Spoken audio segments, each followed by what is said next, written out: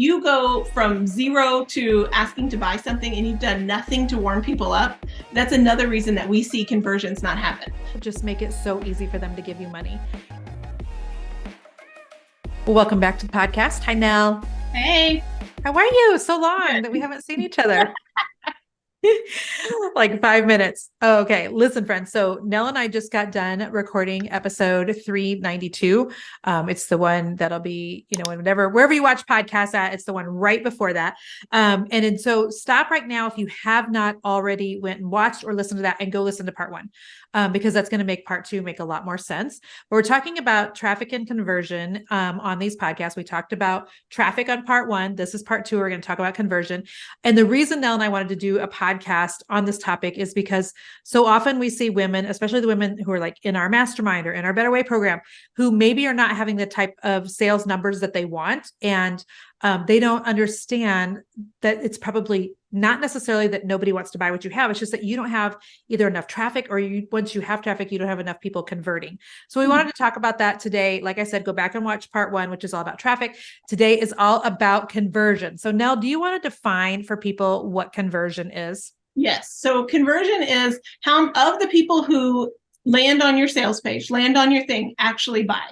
So for simple math, if you have 100 people land on your website and 5 of them buy, then you have a 5% conversion. So the math that you do is you take the number of sales divided by your traffic times 100. So number of sales divided by traffic times 100. And I know some of you are like, oh, I don't want to do math. I left high school and left algebra behind. Yes. But it is important for every day for you to be, if you have a sales page open, you should be looking at it regularly. Yep. I would like to say every day. And if it's open during a launch period, you would, look at it every day in the launch. If you have, a website that you're selling stuff on regularly, you should be looking at it like weekly, to see how many people landed, how many people sold, bought something, because then that's time to make adjustments. So if you have, 200 people landed on your website and no one bought, then you have a conversion problem. Yeah. Because you should at least have one person for every 100.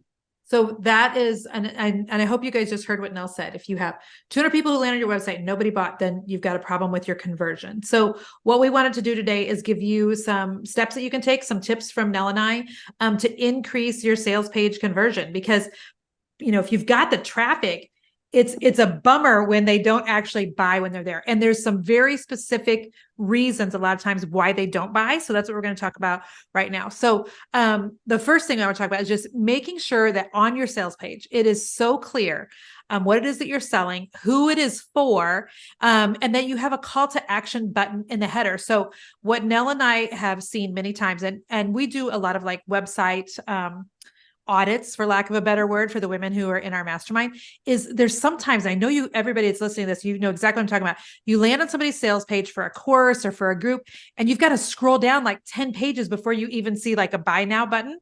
And as I'm scrolling now, that's when I'm convincing myself I really don't need this, because I'm like, they're making it hard for me to give them money. I don't want to scroll all the way down to the bottom. And so make sure you have the call to action button, which is usually going to be buy now, in several places, one of which is before they even have to start scrolling at all. Because you want them to, as soon as they know in their knower that they want to sign up, you want the button to just be right there and easy for them. Yeah. And that's one of the first things that you change if your page is not converting is your like the hero image, like your header and your subheader. So your header is like, what it is that you're asking people to do, join my course, join my whatever, and I'm going to teach you blank. So those 2 lines are some of the most important copy on your entire page, because when people land there, that's the first thing they read, and either they bounce or they continue to read more. So if you have a conversion problem, if you're not getting enough sales, one of the first things to change is what are people seeing right when they land, and can you be more clear? Yep.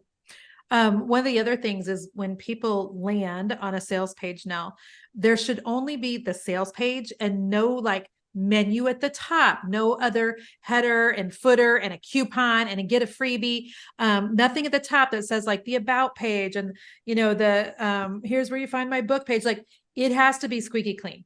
Yeah. When they land on your sales page, you only want them to see what it is you have for sale right now in the minute, because everything else is a distraction. Yeah. And very singularly focused. Exactly. And one so call to action. Especially if you serve females like we do, women get easily distracted. No offense, to women, but things distract us. Like, the kids might need something. The dog does something. You just see shiny penny and you're like, ooh, let me go read the about. And now, ooh, let me go over here to her blog. And now, ooh, let me go over here and look at her Pinterest. And before you know it, you've gotten so far away from the sales page that you don't even recall what you were looking at. So one offer on the sales page, just to one thing, no menu at the top, no like cute header, and a footer at the bottom that tells people how to contact you and how to get your freebie or whatever. Like none of that, no social media links, just keep it super clean. So, yeah. All right. Okay. And then there's some elements that every sales page should have, because I think, and you, Jen, tell me if you agree, I think it's harder to convince people to buy a digital product than a physical product. Because a physical product, agree. You're going to get that in the mail. It's like, I'm going to give you $30. You're going to send me a shirt.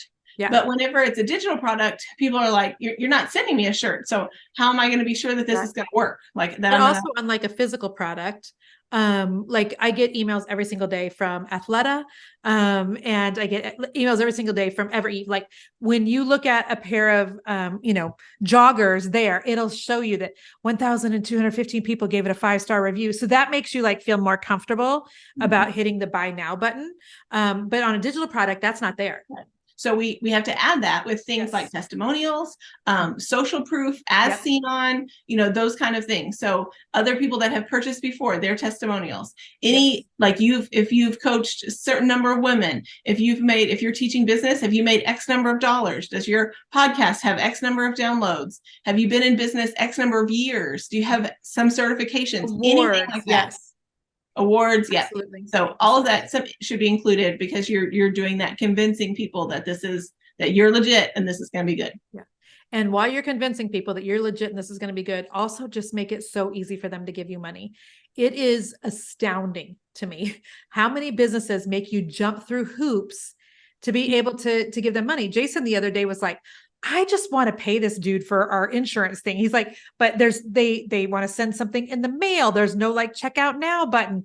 And it's so frustrating when you're ready to buy something, but it's clunky. It's like, I can't find the checkout button. And then when I get there, they only take payments in one way. Create an account. Yeah. Yes, that has happened to me where I had to create an account to purchase clothing in order to be able to check out. Like, make it so easy for people, because in your head, you're thinking that it makes sense for the checkout to be this way. But all your consumers are thinking is, this is clunky. Do I actually really need this? Right. And so they're going to be talking themselves out of it. And so you've got to make sure that the checkout process is super easy. Yeah. Okay. So there's a couple of other things that we want to talk through about things that you really need on a sales page. Yep. One of them is identifying statements. These are like the things that make me know that this is for me. And usually I want this kind of high on the page, but like help me relate to your product by identifying who it's for. And I think we get scared sometimes. If I identify who it's for, then people who it's not for are going to be turned away. And that's okay. And that is totally okay. If you're doing a good job of identifying who it's for, you are going to turn people away. And that's good, because that means you're honing in on exactly who it's for. So that's one thing you want to also call forward the exact people that it is for. And so you want to be super clear. Yeah. Okay. Next is pain points. So talking about where they are currently, and then where they could be if you solve their problem. That's huge for people. It is. So we've talked, before, if you want to start coaching on our sales page, which you just don't know where to begin. You know that you have a gift, you know that God's given you, a story, but you don't know how to craft something, like those sorts of things, identifying people's pain points. Like, what do they lay awake at night and they're like frustrated by, worrying about, what's going, through their head. Like, we've talked before on different sales pages about helping women make money while they're able to stay home and raise their kids. And so, how do you get out of debt? Like, talking about what is bothering your ideal client is so beneficial in making sales. Make sure you are doing that.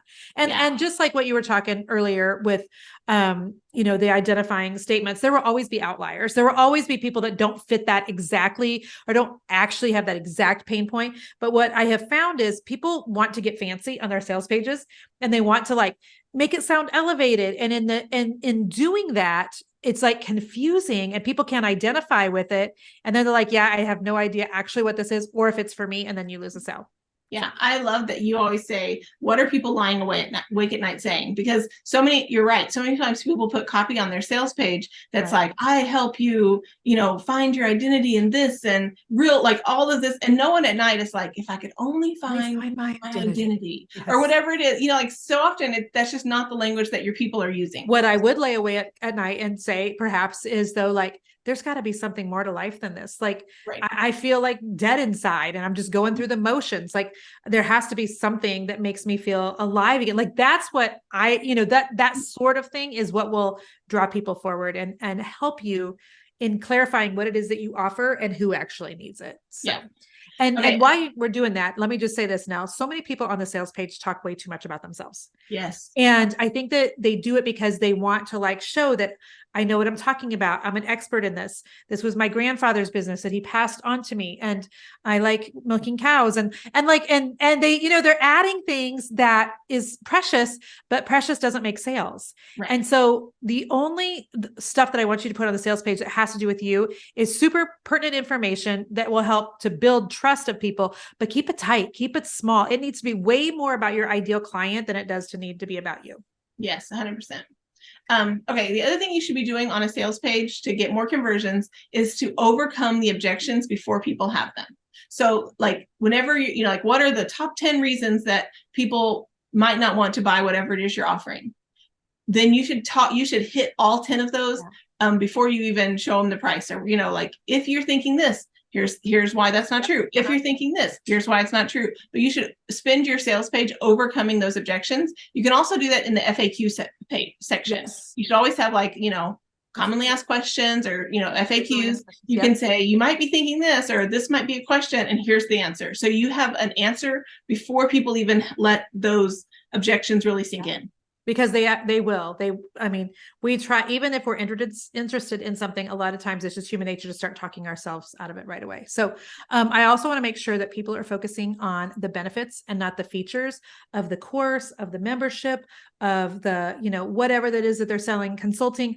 And so here's what I mean by that. Nobody cares that it's an 8-week-long program and it's meeting at noon every day. And what you're going to get is XYZ. Like, that is secondary to what they really want to know. What's in this for me? What's going to be the benefit? What am I actually going to leave with? What pain point are you actually, helping me with? Why should I take this? And so lead with that, lead with the benefits. If you're somebody who, you feel like you've got a call of God on your life and you just want to figure out how you can put that into a course or into a membership, like do this now. But that is way more valuable to somebody than knowing that you meet every Tuesday at noon for training. Does that make sense? Like the benefits of on there, but it should be much more minimized than the benefits, which is no one is saying like, if I could only find something to do every Tuesday at noon. Right. What they are saying is I need someone to help me lose 50 pounds. Yes. So the benefit is you're going to help me lose 50 pounds. You're going to do it by meeting with me every Tuesday at noon, but that's just a sub piece of it. Yeah. And by the way, this applies to when you're sending emails also. So make sure that the benefits of them signing up with you, them purchasing is the leader, the forerunner. And you can talk about the features, but don't talk about them in every single email and save that for your sales page, but kind of down at the bottom-ish. So, okay. I'll let you talk about the value stacking. I'll let you talk about the value stacking. And so when we say value stack and bonus, it's like, when people like list all the things you're going to get and a value next to them. And I used to think that wasn't that important. But everyone does it. And there's a reason. Because it is helpful. It is helpful in the psychology of sales. It is helpful as a buyer. You want to feel like you're getting the very best value. So when you see I'm getting this and it's valued at this, and I'm getting this and it's valued at this, total value is $100,000 and I'm getting it for 37. Don't do that. But when you see, wait, there's more. Yeah. But when you see it's a several $1,000 value and I'm getting it for $100 something, that helps us be more comfortable with our purchase. Yes. The entire sales page is just to help people feel comfortable with their purchase. They, a lot of times, by the time, if they've hit your sales page, they probably want to buy. Interested. Yep. So you're just, your job on your sales page to convert them, because remember today we're trying to get more conversions. Your job is just to make them feel more and more comfortable with the sale. And Yeah. one of the ways you do that is show like, this is the value you're getting. And when you throw in bonuses, you know, like I'm really upping the value so that you're going to have everything you need. So make sure you put that. That's the value stack and bonuses. Love, love, love. Another way to get more conversions is adding in the urgency or the scarcity factor. And so urgency means, hey guys, the cart is only open from now until Tuesday. That, or, you know, we're only doing this for 48 hours. Or urgency is, you know, I feel a sense of urgency on Saturday to go to Chick-fil-A because I know they're closed on Sundays. You know what I mean? It's that same thing. Like urgency is telling them when it ends, when they need to sign up by, etc. Now, scarcity is that there's only a certain number of spots available. And so like we have some spots available for a live event we're doing in Dallas next month for people who have taken one of my programs. And so it's important that people know that like when we get to this number, then we're capping it. And if that feels slimy to you, let me just like, if it's true, it shouldn't be slimy, right? If it's accurate, it should not be slimy. But it really does help people who are on the fence when they think, oh shoot, she's closing Monday night. I should probably do something now. Because by like human nature, I think now we tend to just kick the can down the road and I'll sign up tomorrow. I'll sign up Sunday. I'll sign up here. And then before you know it, you know, you didn't ever sign up. And so you have to have like a deadline and or a number of people that you will take. And I think that that's super helpful. I like the thrill of being last minute. I'll admit that, you know, like, so if hilarious. I think my clients do too. What do you think now? Yes, 100%. We have so many last minute I only clients. have until Tuesday at midnight at 11:50. I'll be like, oh, now I'll buy. It's exciting. Yes. So hilarious. Okay. One other thing that I want to talk about for conversion, and this is not actually on your sales page, but this is like things that will help your conversion ahead of time, is things to warm up your audience, to warm up that traffic. So if you go from 0 to asking to buy something and you've done nothing to warm people up, that's another reason that we see conversions not happen. So if you've never talked about the offer, if you haven't done some kind of launch mechanism or like a challenge or a webinar explaining, something, sent emails, if you haven't done podcasts and you're just like, hey, I've never told you about this thing, but now buy it. Yeah. That is going to hurt your conversion. So it's the like a hard shift. It's like a wha-bam, wha-bam. Yes, whiplash. People are like, what's happening here? Yeah. So if you can have a runway where you're leading people into whatever it is you're selling, that's going to increase your conversions as well. Yeah. I hope this was great for people, Nell. Yeah, I think so too. I think we're smart together. What do you think? Yeah, we are. Nell and I like to joke that between her brain and my brain, we have a full brain. Full brain, big one. Full brain. And so hopefully this was helpful. If you are not getting the sales that you want, please stop thinking that it's the product or that it's you or that you're just not good at sales. Look and see, is it traffic? Do I just not have enough people coming to my landing page, my sales page? Or is it conversion? Are they getting there and they're just not buying? Because once you isolate the problem and figure out what the problem is, then you can work really hard to fix that. And some of those fixes are really easy. So I hope this was super helpful. I also have a free guide for anybody that's interested. It's at jenniferallwood.com/problem. And it's a continuation of helping people figuring out, you know, why they're not making sales. And it's totally free. So you can go to jenniferallwood.com/problem. That's my gift to you today on the podcast. So Nell, thanks for being here. No problem. This is fun. All right. It was fun. Appreciate you so much. Appreciate you guys as listening as well. And we'll see you on the next episode. Bye-bye. Bye guys.